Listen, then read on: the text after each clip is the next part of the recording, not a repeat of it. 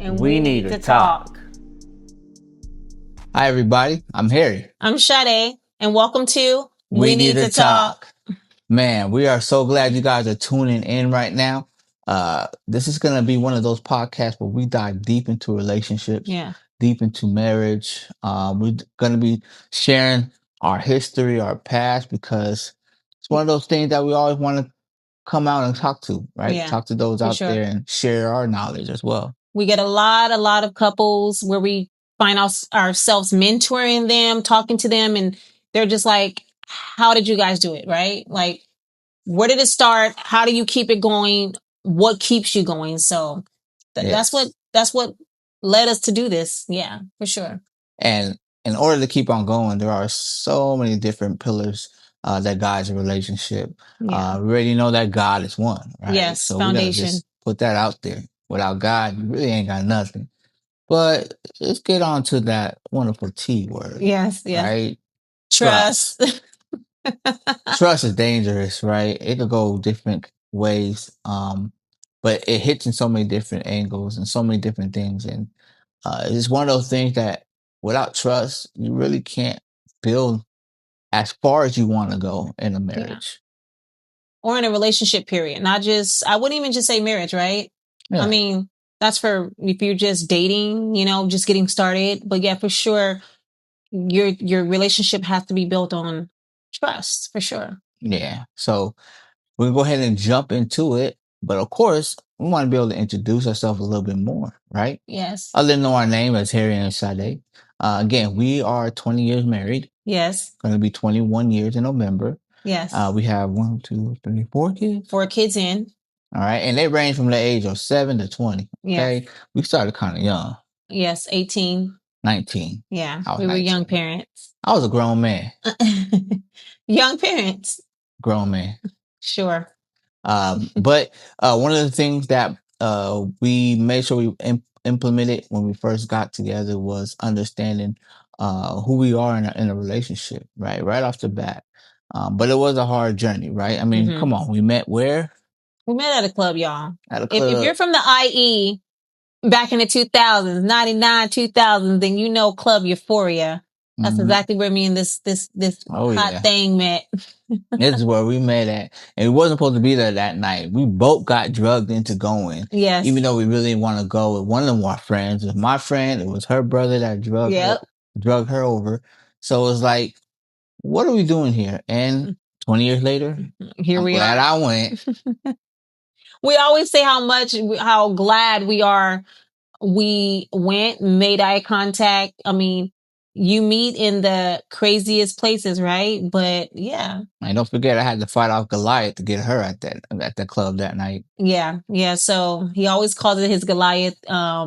It's funny. We love telling his story. We love bringing people into this story because I wasn't even his yet. Like, I always tell him that, like, I wasn't even yours yet. And we're like standing outside. He's kind of talking to me. I'm like standing there against the wall. He's kind of like in front of me. And this tall, muscular guy comes up. And my husband's like, what are you, 5'9"? 5'9". 5'9", 5'7", 5'9". One of those, y'all. And this guy has to be like 6 feet plus. Comes up and literally tries to talk to me. Why would he do that? I don't know. You see this boy talking to me. And my husband was like, she's with me. And that's how he kind of won my heart. Cause I'm like, if you're that little and you can stand up to this guy, like, you a real man. You a real one. So yeah. And I was a little scared, but he respected me. He already knew. Either he thought to himself, I'll get her later on, or he thought to himself that I don't have a shot. But either way it went, I have my shot. Yeah, you most definitely did, babe. Clearly. I got that number that night. Hello. So we're going to jump again into this lovely, lovely word trust and what it means in our relationship and what it can mean in your relationship as well too. So let's go. Let's go. All right. Let's dive in. All right. Now, before we deep dive into this trust, I know that you guys understood where we met, right? The club. Okay. We have 4 kids, but honestly, one of the things and one of the questions I really wanted to tune ourselves with is, when did you know that we were serious? When did I know we were serious? Well, clearly, y'all. Let's just go down this crazy ass timeline. Okay. The question, like, okay, our timeline is crazy. Our timeline is quick, like this. Okay. Meet at the club. 3 months later. 3 months later, we got our first baby girl.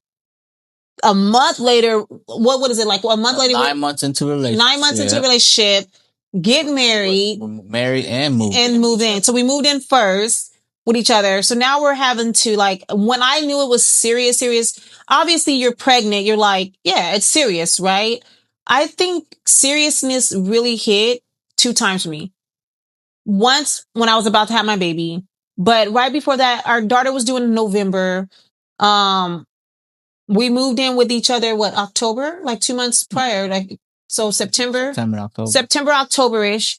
And once we moved in, that's when I knew, oh crap, this is real. You know what I'm saying? I'm about to be a mom and I'm a wife. Like, that's when I knew it was like real. Because the timeline was just so congested. Everything was just like, and then bam, we're here, you know? What about you? I knew it was serious when I had to stop thinking that I could just ride through life and I need to get a job quick. 40 hours a week quick. I think I was in a venture of life where I was just kind of figuring it out. But once I knew I was at work and knew I had a kid on the way, it was serious from that point for me. Yeah. I knew that I needed to be saving money. I knew I needed to make sure we would get our own place. Like, He was on it. It was day one for me. I just I try to carry that every day. Being so young, but being happy and excited and scared at the same time. Cause you just never knew what was going to happen within that time frame. I would say it was a very fragile, time frame. I mean, you have a pregnant girlfriend, for those months that you don't even know. Like, can you imagine that? Like, just not even knowing each other and trying to date, prepare for parenthood, and also get to learn one another. That's scary. That's scary. That's very scary. For sure. So next one is, what do 20 years actually feel like? That, what does 20 years feel like? I mean, going through the years, like, once we hit that 20, for me, I was just like, damn, we really did that. We really hit 20. Like, we could have been a part of this. One of those, right? We could have been a part of like society statistics where we are divorced a decade in, God's good grace, we made it 2 decades. It feels good. I mean, I don't know. It just feels good. Like, you go through this roller coaster moment of it. You're in like a surreal moment, I guess. I don't really know how to answer that question. What does it feel like? It feels good. I mean, you're my husband. I made it with you. Like, we beat all the odds. You know what I'm saying? So that feels great. That feels good. It feels rewarding. You always hear, the light at the end of the tunnel, because through marriages, there are dark times and people don't realize that. They're outside looking in and they're like, every day is, it's great. No, it's not. So when you look from our end and we're like, damn, we made it. It's a feel good. It feels good. Yeah. That part about making it, definitely. When you can literally rewind in your mind 20 years and come to this moment right now, and I can look right to my right of me, your left on the screen, my wife, what it feels like to me, man, I'm lucky. Like, for sure. There's so many different things that could tear a marriage apart. And every day that we fought for each other, it really mattered. I really don't think I ever got to a point where I didn't like being married. I knew it was just tough, and it wouldn't have worked out if I wasn't able to lean on her, and she wasn't able to lean on me. For sure. It goes both ways, and we lean on each other through a lot of situations. So it was a journey, right? Crazy journey. So one more question for us. So actually, as you know, the family, we do have 4 kids, but what is one word for each kid that we can label them as, so they get a kind of feel of how our kids are? See, they match up, right? Oh, Let's start with Jackson. Okay, I was gonna say, are you doing youngest to oldest, oldest to youngest? Youngest to oldest. Jackson 7. King. Yeah, he's definitely the king. He's, you know what? I'm gonna slip into it. He's our emotional king. Okay. Yes. Because he's one of our kids through the years. Okay. We got 4 of them. We kind of learn to adjust and allow our children to be able to speak. I think it's very important that you allow your children to speak their emotions without really attacking them. Because they'll learn to adjust and understand their emotions as they get older. But I feel that he's definitely king for sure. Yeah. He most definitely is one that expresses his emotions, and we kind of let him have that freedom because, again, we've been through this 3 times. We're like, yeah, we didn't like the way that turned out. Yeah, that didn't work for that. So coming to our 4th kid, we're like, let's try to do things a little bit different. Your kid should be able to express emotion. That's a whole topic for another day. But correct. We allow that space for him that we kind of didn't allow for our others because of what we were taught. Right. The others, right? We have our Irish twins, right? Yes. Our first one be our youngest daughter, Eden. So what you say for her? She is very in tuned. I would say she's very emotionally in tuned. I say gullible. Okay, she is my little gullible, daddy kind of. You know what I mean? That's who she is to me. She's still my little baby. You know what I mean? Well, it's also his baby girl. Yeah. So, I would most definitely say, like I said, I say emotionally in tuned because she just knows how to emotionally connect with me as a mom compared to or emotionally connect to certain situations compared to like our oldest daughter. Yeah. Like she's very aware, emotionally. So, and then what about Harry the Third, aka oh my gosh, HJ? He is probably the love of my life. I know, him and both of my boys are, but HJ is again very he's aware.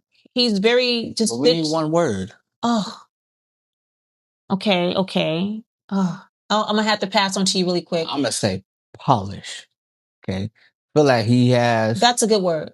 He is definitely polished and understanding the identity of what we want from him. Yes. Okay. Yes. Compared to our other kids, so it's not really like top tier, but he's pretty polished. Like he kind of gets it. I would say honestly, I agree totally, 100% with you, babe. He does have a lot of things to grow in, but out of all my kids, he is top tier to me because I can ask anything of him.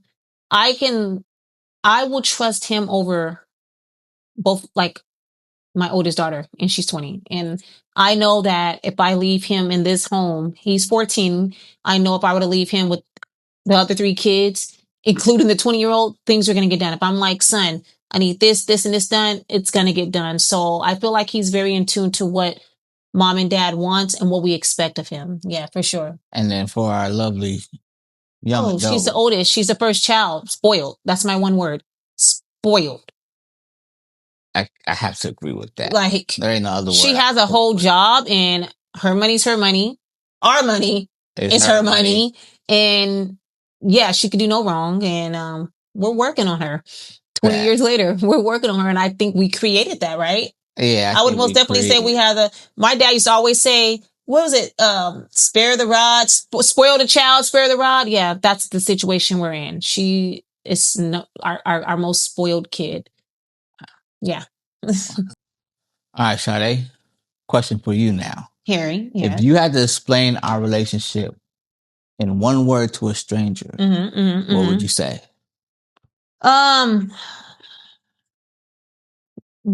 Explain our relationship in one word to a stranger. To a stranger. Just one word. One word. Blessed. I know that's like typical. People always think that's typical, but no, truly, just if somebody says, if I had to really describe a relationship one word, it would just be blessed. Mm-hmm. If I had to answer that again, though, now that I think about it, I'd probably have to say matured. You know, yeah.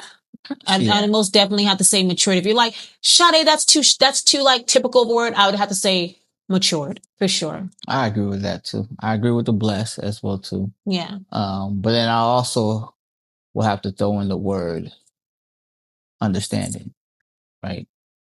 Because it takes a lot of understanding to know each other and where you want to go with that better half, your better half, right? So look at your partner and say, I understand you. I understand you. Yeah. Right? All right, man. We're going to jump into the next segment. We're going to get into this trust. So let's jump right on in. Deep dive. Deep dive. All right, now with trust, man, we're not going to give you the dictionary version, okay? We're going to deep dive into it. We're going to break down trust, how it affected our life and our marriage, how we got through it, how we rebuilt through it as well, and hopefully sharing this will help couples as what's watching or listening right now on how to handle their situations when it comes to trust. Yeah. All right. All right. So what does trust actually means to you? What it means to me is that, like, no matter what, like, my life is in your hand. Like, I can literally trust you with my eyes closed that you're going to be able to guide you. Like, you're going to lead me. Like, that's what trust means. Like, leadership. You know, I don't have to ever worry because I know we're going to get there in one piece. Ladies, you wish it was that easy, right? Never have to worry about the man, huh? It's not that easy. No. That's true. Yeah, what trust means to me is being able to learn how to grow with each other. Yeah. Being able to know and guide through life with each other. Like I said, that trust, like I said, goes a long way when you try to really implement it into your relationship as as not one of the first pillars in a relationship. So it's like either you're gonna do it or you're not, honestly, and that's kind of what makes relationship fail sometimes. All right, so we'll get back to another trust question. So when trust is gone, how does it feel emotionally and physically? Draining. Right? Right. Because now you spend every moment of the day saying, what is he doing? Who is he talking to? Is he thinking about somebody? It's draining. That's the one word I could describe trust being gone is draining. Correct. Yeah. And I think one of the effects of how does it feel when trust is not there is emotionally draining, also emotionally guilt, right? Yeah. Feeling guilty that trust is not there no more. In a physical realm, I think the connection itself, right? Physical connection, understanding like, can I touch her now? Can I come behind and hold her now? Is a kiss acceptable now? You know what I mean? So those are kind of things that trust takes away physically as well too. From a man's perspective, because as man, sometimes we know when we did wrong, but it's like, man, but we still want to love our significant other, and kind of scared, like how, right? It's like you're dating again, or you're baby stepping, or but you don't want everyone to take too long. You want to try to just really get into that part of the relationship when you are speaking and are talking, so that you could break those barriers when those times come, because they do come. Right. I think on the flip side, just to touch really quick, what you were just saying, can you do this? Can you do that? It's the same thing with the woman. Now we're like, when you're doing that, we're like, okay, is he just doing that just because, or, is he doing that, but is he thinking about her, right. So yeah. Yeah. That part right there is it's draining. It's very draining. Lead you down toxic thoughts all day. Toxic thoughts, right? But let's get to a little bit on the better side of trust when it comes to being in a relationship, right? Yes. So what does your significant other, which is me, do on a regular Tuesday that makes you look at me and be like, man, he's trustworthy? On a regular Tuesday, I mean, like I said, just knowing that, like, damn, my husband got this. Like, I can leave and I just already know things are going to be done. Like, I can leave and, like, when I used to work at the hospital, there was not a moment in my head. I knew my husband was going to be my alarm clock in the morning, right? Yeah. What, you used to get up at 4:30 and wake me up at 5 or something, or 4, and then wake me up at 5:30 around there. I trust that he was going to do that. There was never a time that I did not know I knew, what am I trying to say? Like, there was never a time in my mind when I went to bed, like, damn, I hope he wake me up. No, yeah. I knew my husband was going to wake me up. I knew my lunch was going to be made. Like, I knew these things. So, and yeah. I had to let myself know, like, this is very important, right? I think that important things in life get missed, but when you in tune yourself to that, how important it is, I gotta make sure wake my wife up on time. But that's not even your responsibility, right? It doesn't have to be, right? But I took it on. You took that on, and I trust, right? And she trusted that I can get it done. Sometimes she'll go to bed. She don't know what lunch is going to be like tomorrow or anything. I know it's going to be good. In my mind, I'm like, okay, I gotta make this, I make that, I make this. And I'm just like getting up early in the morning. Like a lot of times I like to cook things fresh for her. And you know what I'm saying? For lunch, whether it's fresh fish, fresh, any type of meal prep, mashed potatoes, rice. I like to make things fresh. I like to make things, have her eat leftovers. So it was a lot, and then trying to make sure, and I pride myself in that because I knew that was trust to her, and I didn't want to break that. Yeah. So little things like that, like it could be as little as that. Yeah. All right, now we're gonna jump into the next segment, man. It's time for that hot seat. Hot seat time. All right, we time for the hot seat. I had to bring the laptop out for this one. We got the questions. All right, the way that hot seat works, okay? No pausing. Hot seat. No, let me think. Okay. We are answering immediately. Okay. The speed is what makes it real. So I'm gonna start with the first question. Got it. All right. So, have you ever snooped through my phone? Yes or no? Oh. No story needed. Absolutely. Yes. Yes. 100%. 1,000%. Fellas, take off the password. Okay. Don't trip. If you know, or give it. I have it. You have it because we got to keep our kids out. Yeah, kids out. Just I got it. Just from me to you. Okay, listen. Okay, give it a password. All right, don't trip. If you good, you good. All right. That password world, I've never touched that, and I don't plan on touching that. She don't know my password world. Okay, give it a damn password. Okay. All right. Next question for you. Okay. What would I have to do for you to fully stop trusting me? Oh my gosh. Cheat. I think that's a solid answer. Simple. Stepping out and literally just building a whole life outside of what you have. That's not a good thing to do. All right. Now I'm going to hand this over to you so you can read your questions. All right. So questions for me to you. You're taking that sip of water, aren't you? All right. On a scale of 1 to 10, how much do you trust me right now in this season of our life? Man, I trust you at a 10. Nice. I ain't gonna sugarcoat it. I trust this girl a lot. This is a lot, okay? There's more to it. And I can't wait to break it down. Y'all gonna see it. All right, next. Is there anything I do that makes you feel like I don't fully trust you? Absolutely not. Unless there's certain meals she's cooking, okay? I cook a certain way. I'm sorry. I'm just gonna put it straight out there. Sometimes she get mad at me too. He critiques a lot, but in my defense, I was a cooker first. He just kind of took that on at what part of the marriage, I don't know. Look, but I'm gonna keep it simple. If you're listening, I want you to question this, okay? How do you make your grilled cheese? Okay, do you put your butter in the inside of bread or the outside of the bread for it to be toasted, right? I did both. I'm just saying. It was a recipe that I saw at the Mother's Sundance, okay? They made us a grilled cheese. I liked it, and I did both, and he critiqued me on a damn grilled cheese. Hey, I'm just saying. Just ask that question, all right? Whatever. I'm going to hand this back to you for your next set. All right, man. We're finna get into our next segment. That's our hot seat. We got some more hot seat moments coming later in the future episodes, but I hope you guys enjoy the hot seat. We're in a hot seat. Who's hot?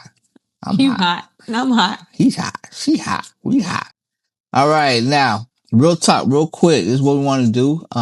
Again, before we close, here's something we want to talk about is 5 habits around trust. All right. And I want you to check yourself on these as well, too.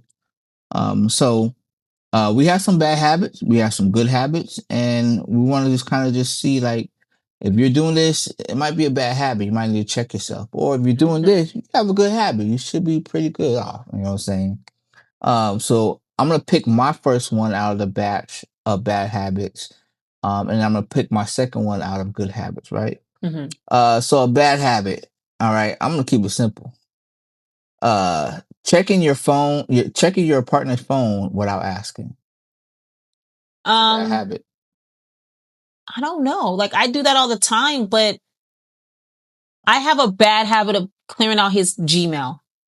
I mean, if that's what you consider checking your phone. All my notifications. I'm a notification freak. Is a notification hoarder. I delete at the end of the week. It's literally annoying. So I would probably say that's a bad habit of doing that. Yes. If you can associate that with that. Whatever.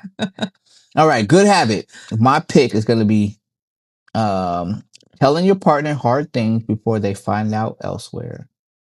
It's a good habit, man. Make sure you tell your partner, like, hey, yo, check this out. Like, speak up. You got to say it, or else. Well, what you do in the dark will come to the light anyway. That part. I'm saying there's been a lot of times where I accidentally broke something, or bro gets caught all I accidentally did something. I have to let her know, like, hey, babe, check this out. This is what I did. So that's a good habit, fellas. All right, make sure you tell your ladies everything as much as possible. Okay. Yes. All right, I'm gonna hand this over to you. Now you could pick. I'm about to get some cue cards next time. You ain't gotta speak about cue cards. Just go off of this right now, okay? I was trying to make it fun. Now you're gonna have to cut that. I ain't gonna cut that. You're gonna cut it. Well, I'm gonna have to say I'm gonna keep the cue card part in there. Yes, I do need to get some cue cards, and I will. Okay. Our first show, y'all. Bloopers. But anyway, okay. Next question. Okay, so here goes one for you guys. Bringing up old trust in every new argument. Bad habit. Please stop. Please don't do that. Yeah. It's hard to not sometimes because you're an emotional rage, right? Yeah. You're not thinking before you speak most of the time. A lot of things just kind of boil up. Yeah. You hold things a lot from the man side and the female side. It's just that females remember everything like an elephant. Okay, fellas, I'm sorry. They just remember everything. Especially if you're trying to rebuild, that ain't gonna, like, if you gotta constantly bring it up, it's toxic. Let it go. Let it right? go. Bad habit. Okay. Apologizing just to end the fight and not because you even mean it. Bad habit. If you gotta apologize just to let things end, then it's not even fully resolved. Look, like, that's a bad habit. Honestly, it is a bad habit because I did that a couple of times. Yes, you have. In our, years ago in our relationship, I hate our marriage, I used to just agree and just be like, okay, and just non-confrontational. Because what happened is when you do that, fellas, okay, speak on the fella side, when you do that to your female and you find yourself sometimes like taking that ammunition to like put it back on them in any type of way or form that you could do it, right? So whenever you have a moment to do it back, you come back with a vengeance, man. But sometimes it be the silliest fight, like take out the trash and you're like, well, I remember when you told that person, it just gets too far, right? And you don't want to do that because the smallest argument, you bring it out. And because we don't know when to bring it out. These ladies know exactly when to bring it out. We don't. Okay, just speaking. All right, my last one. Fighting the problem, not each other. That's a good habit. Yeah. We learned that through our marriage, right? Yeah. We used to fight the problem. We fight each other all the time. Plenty of times I walked out the house and drove off and parked my little butt over in a Walmart parking lot and fell asleep.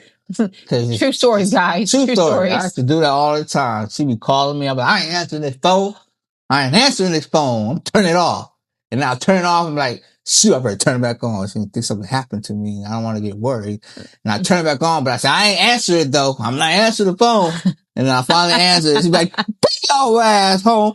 And all right, coming home. Babe, you're so far off of the good habit part, okay? Fighting the problem, yes. That's what used to happen when you fight the person, not the problem.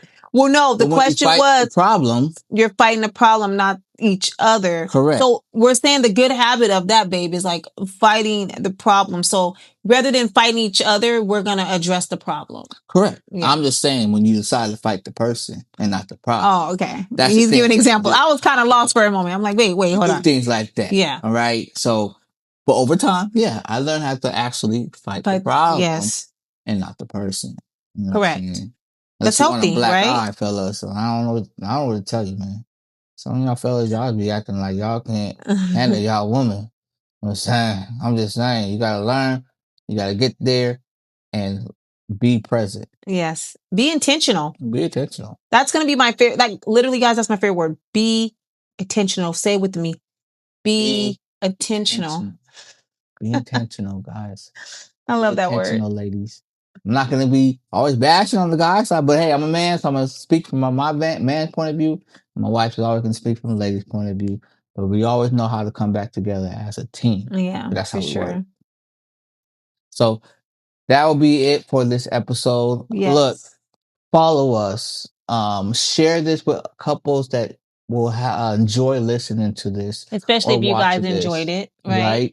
We want to be able to bring more of this to you guys, so you can kind of learn, have insight. It's always good to kind of get a balance of like what other couples are doing out there, without the judgment, right? For sure. Not thinking that you can't go with somebody else because they know too much of your story.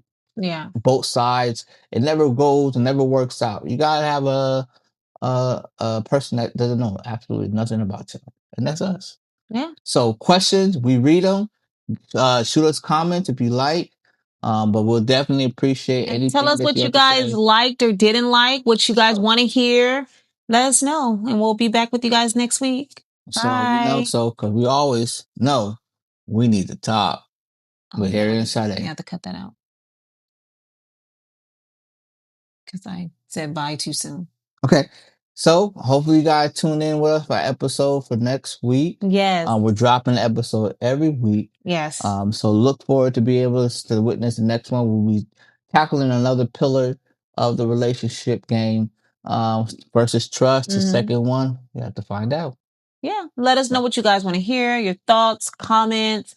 Hopefully you guys enjoy this. And until then, we'll see you. We'll see you on We Need to Talk with Harry and Shade. Bye, y'all. Peace.